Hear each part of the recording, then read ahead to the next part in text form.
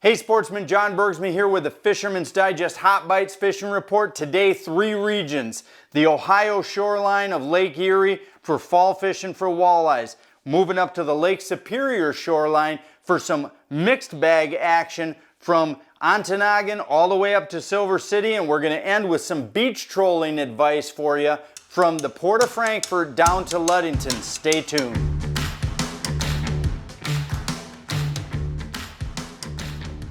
We're here talking today about the whole Lake Erie shoreline. Now it's October 1, and this means fall fishing on Lake Erie is about to go stupid on us. And it usually starts from west out to east in the spring.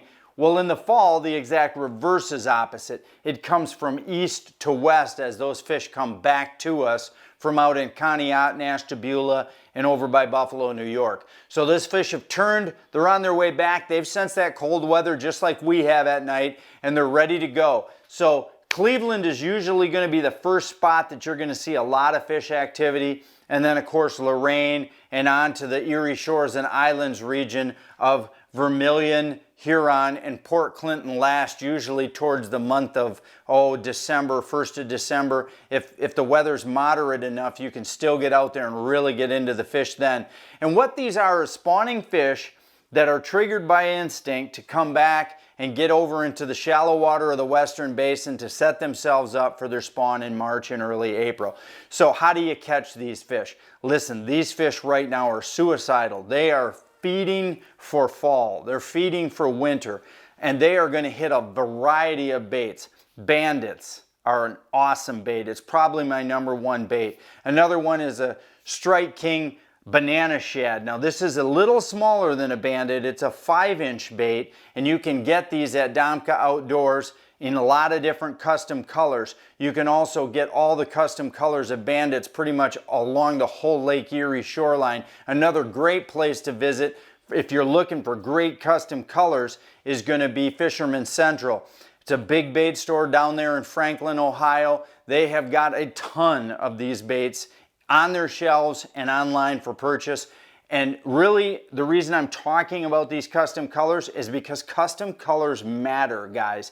You want to be pulling in the fall something with whites, pinks, purples, golds. You want all kinds of crazy, funky colors. You have no idea from day to day what's going to work the best, but one thing is for sure. If you just go with a stock color, you're not going to catch as many fish. Custom colors on these bandits and on these banana shads matter. So pull them out there. Speeds? Well, right now, October 1, you can still be up there around the 2.3 mile an hour stage. And another great way to catch them, as always, I use this little Dreamweaver mini spoon. Now this mini spoon pulled behind a diver disc is going to be a great way to catch them from now probably until end of October. Once that bite slows and the speed slows, the diver disc kind of falls away and the big crankbait, that big gaudy bait, seems to take over, and they really hit that readily. So again, you're fishing out offshore, probably 25 to 50 feet of water from Cleveland all the way to the Port Clinton area, and you're going to be just trolling either spoons and diver discs for October, and then from late October on, you're going to be pulling big crankbaits. We're talking about the Western UP for a hot bite fishing report. We're here on the first day of October, and for the next 30 or so days, just like in the spring, you're going to have a whole bunch of fish crashing the shorelines. They're going to be coming into the shallow water. There's a lot of bait coming in, and when I say shallow, I'm talking 10 out to 35 feet of water, so really tight to shore. And this shoreline fishing goes from all the way from Silver City all the way down to Ontonagon. And what you're doing is using our classic beach trolling techniques, and that is flat lines, 1 color, 2 color, 3 colors at the most. And you're going to be running a combination of spoons and also jointed or stick baits. So when I say jointed or stick baits, we're talking about, small size baits. Got a little Strike King jerk shad here just to give you a point of reference. That size or smaller. Now, Rapala J11s, even 9s are going to work good, the jointed style. Stick baits as well. Thin fin shads are going to be working really good. Yozuris are going to be working good. I grabbed a little small Dreamweaver spoon. Now a lot of people use these for walleyes. You can use this or a super slim on lead, 1 or 2 or 3 colors just to get it down a little bit. These kind of baits are going to be working good. And you're trying to find that critical color. That's what you're doing. You're going to be trolling all 2.5. Whenever we talk about salmon or silverfish fishing, 2.3 to 2.7 is going to be somewhere in the area of right. And it's going to be based on the day and the attitude of the fish. You know, any slower than that and you're pretty much laker fishing, any faster than that and sometimes you're losing out on some species. So check us out on Facebook, keep track of our fishing reports. Don from Ironwood keeps us all logged in on Gogebic and the Western UP and the Superior Shoreline. Got great reports that'll keep you guys tuned into what's going on up there. Hey sportsmen, we're here today in studio to talk a little bit about one of our favorite subjects that I kind of dummied into last year, Alex, which was beach trolling. And beach trolling along the whole western shore of Lake Michigan, or eastern shore, of course, if you're in Wisconsin. But beach trolling is something I'd never done in my whole life, and then Captain Phil Settlemeyer from up in Manistee introduced me to it, and we just beat the snot out of them that day, and it was so much fun, and it's so accessible.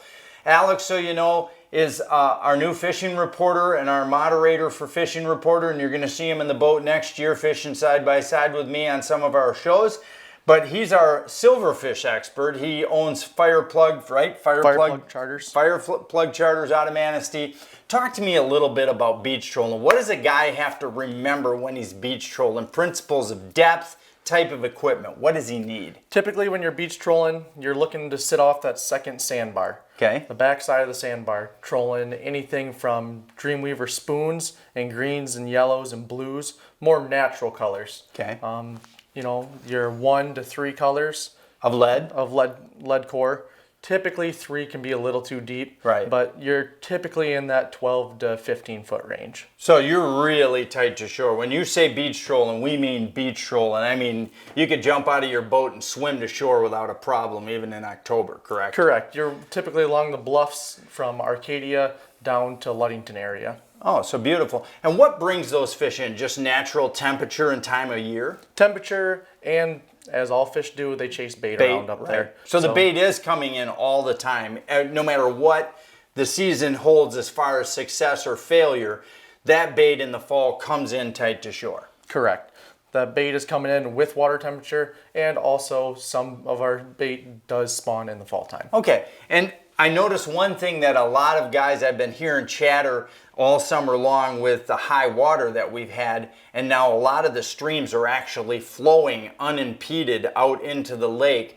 They're talking about the spawns of the bait fish being much better because they can sense that current. Do you adhere to that principle? Yes, I've heard of good reports for smelt all the way from Mackinac all the way down to Chicago this past spring. So this high water, although it hurts property owners in some way, you're saying for right now it's probably a boon to our bait population. Absolutely. So beautiful. So again, and normally when we're fishing, Alex and I, we're out here pulling spin doctors, number 8 and 10 spin doctors, super slims up to mags, and we're got flies, and you got, you know, captain's choice, you got everything. But when you're beach trolling, give me 3 great baits that a guy definitely shouldn't leave the launch without. Any natural colors in Dreamweaver Super Slim. Okay. Thin fins, or your typical standard Rapalas, if it's custom or any kind of natural color as well. A jointed? A jointed. 11, 9s, what would you say? 11s typically. 11s? You want to stay on the bigger side just to make it look like that smelt that are coming in. Exactly. Or those alewives. And obviously when you're pulling a spoon, guys, don't run the spoon on flat lines with no lead. You want to have it on a 1 or a 2 or a 3 just because it's not going to dive at all. Typically you want to have it underneath the top 3 feet of the water column. Exactly. And if you're pulling the Rapalas, then you can put those on if you're running a flat line with no weight at all, because they're going to have a little 4 or 5 foot dive to them. Correct. Right. Speed?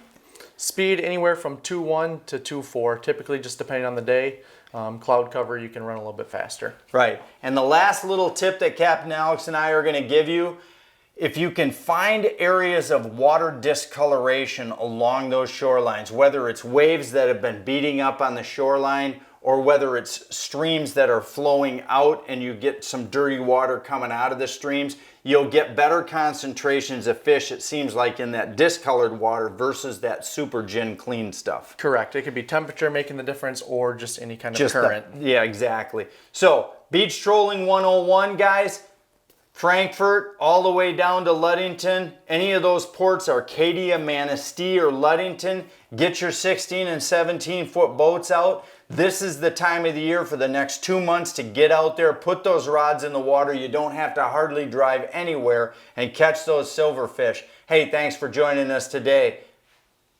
On Fisherman's Digest Hot Bites Fishing Report. As always, you can get daily fishing reports on Facebook at Great Lakes Fisherman's Digest or on our website at fishermansdigest.com.